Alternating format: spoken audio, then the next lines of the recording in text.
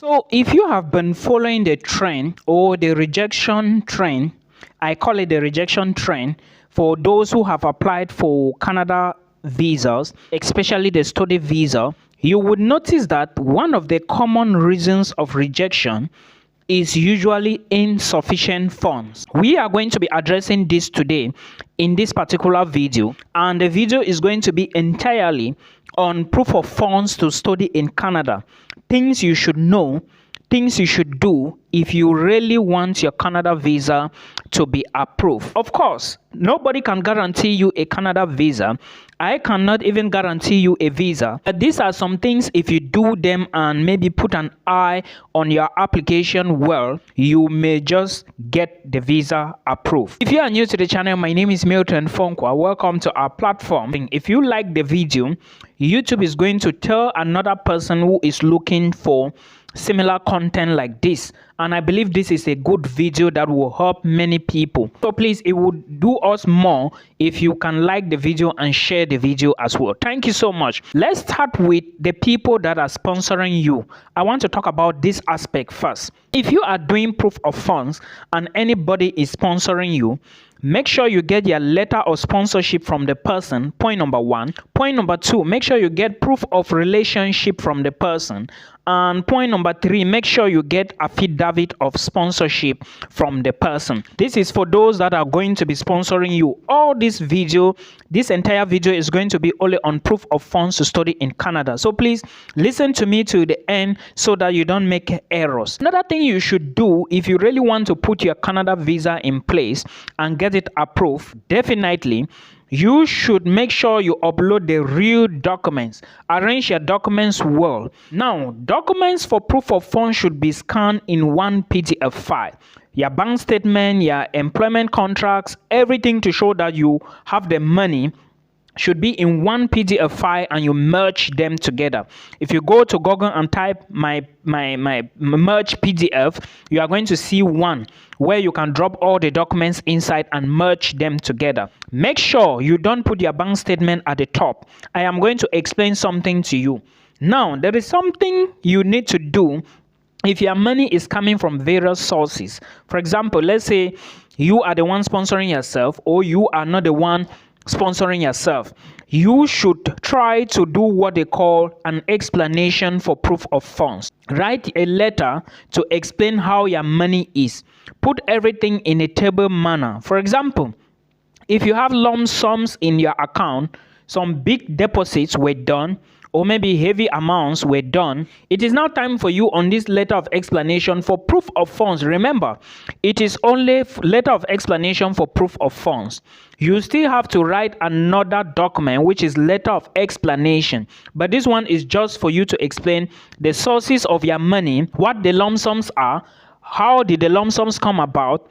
If there is a big amount of money, how did it come about? And if you sold a landed property, you add all those documents together and merge them as one PDF file. And also, if someone sends you money, tell them that on this particular day, this money came from this account number, this, we named this. The money was sent to me from somebody for me to use as my proof of funds to study in Canada. You show evidence, show your relationship with the person, and also show how the person is getting his money. It is very important because they are trying to avoid money laundering or people stealing from other people to fund others' academic. I hope you understand. Then when you have done that, the next thing you need to do is to avoid low opening balance in your bank statement. For example, you want to show maybe 30,000 Canadian dollars for your proof of funds, right?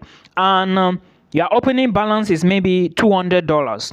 Before you know, you have a deposit of $400. Before you know, you have a deposit of $800, $1,000, $2,000, $4,000, $16,000. Before you know, $30,000. Avoid low opening balance, because low opening balance is going to bring you a lot of issues, and at the end of the day you might have a lot of questions to answer why the money was low and out of a sudden it started climbing. I would prefer you to show an opening balance. If you are going to show the visa officer maybe 40,000 Canadian dollars equivalent, then make sure you have an opening balance of at least 10 or 15 to 20,000 Canadian dollars. Yeah, having an opening balance of that amount does not mean your visa will be denied because the money is huge. You just need, remember, you need just your 6 months bank statement, which means that the time you created that account was not the time that you got that opening balance. They are going to start printing the money in that account from the time there's 6 months. Let's assume that you start printing in June, whereas your account, the opening balance was maybe $5 in 2020. It means that in June they will definitely see too much money as the opening balance, but that is not how it works. All right, so for me, I would prefer you go for higher opening balance accounts. And remember, an old account is preferable than a new account. Remember, a business account has to be avoided. I will explain that to you very soon. Make sure you upload clear documentation. Everything that relates to proof of funds should be in one PDF file. Try to convert them as easy as possible. And remember, when you merge, you check. If you can actually read it yourself. Now, we have talked about avoiding opening balance. Now, remember, I have said before that, or I mentioned before that, you shouldn't use business accounts, especially if it is that of your sponsor. If the business account is your own account, the owner, you can use it of the business. If you have a personal account, use it as well. But avoid a business account which is that of your sponsor. The reason is because, logically looking at it, let's reason it together. Let's assume that your sponsor is traveling to Dubai every week to buy goods. In his account, there is $50,000. Now, if your sponsor travels to Dubai to buy goods and out of a sudden he used all his money, and the next day, let's assume that you're in Canada, the next day your school is asking you for money, how are you going to pay the money? That is why business accounts are not good when it's coming from external sponsors. Even you yourself, I would prefer the money to be in your personal account than business account. I hope you understand. Now, no business account, I mentioned that if you own your own account, that would be good. The money should be there. But again, using a business account is not good. Then you also need to show the sources of your money in that account, your own account or your business account. Where are you getting the money? Where is pictures to show that you have a business? Where are receipts to show that you are doing transactions and you have a business? All these evidences, you need to bring them together. Proof of relationship with your sponsor in case you are being sponsored by somebody. Now, you need to know that proof of relationship is important. The people who can sponsor you to study in Canada include 1, your father, your mother, your sister, your brother, your auntie, your uncle. Now, proof of relationship of these people, they are very easy. Birth certificate to be precise. If it is your husband, remember your husband can equally sponsor you to Canada, while your wife can equally sponsor you. It is somehow immediate family members. Now, proof of sponsorship, you need to get them letter of sponsorship. Okay, if it is your father, get a letter of sponsorship. Then you bring the other documentations like birth certificates, and birth certificates are the best because they show you the linkage, the names. If they are your auntie from maybe your paternal side, you now have a name. They should have a name that is linked together, like a common name, a surname or given name. It depends now. But make sure you have proof of relationship. It is very important. Now, remember, your bank statement must be 4 to 6 months, like I explained. And we have talked about the opening balance, the closing balance stuff. So it's not a big deal anymore. How much is the money that has to be in that bank statement, by the way? We are only talking about bank statement. You need to know the amount of money that you need in order for you to study in Canada. I usually receive this question all the time. People are like, Milton, how much do I need to study in Canada? How much do I need? If you have been one of them asking this question, this is how much you need. According to IRCC, you need about half of your tuition fee for 1 year. That's your tuition fee for 1 year. Then you need $20,635. This money is what is allocated for living costs. Living cost money is money for food, money for transportation, money for accommodation, money for utilities. So this is what it entails.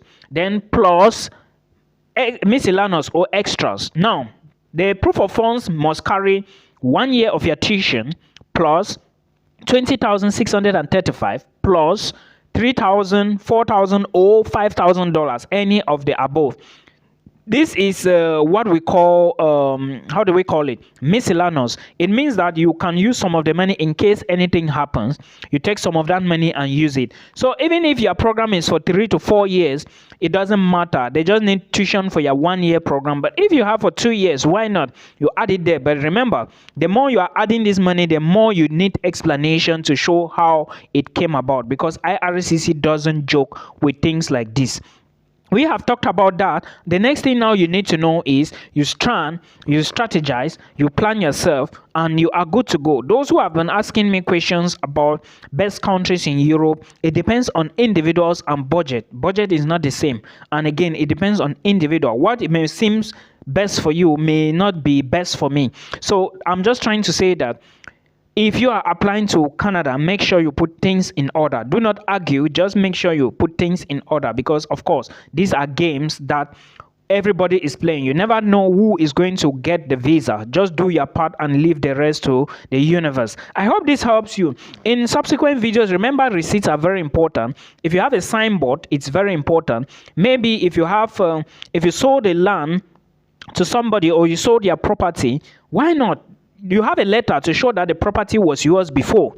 You equally have a letter to show that you just sold the property. So add the two to the documents so that they can actually believe that you did have the documents before you sell it. You get my point. So these are things you should put into consideration. And of course, we pray that before you know, you would be in Canada. I hope this helps you. Till we meet again in another one. Bye.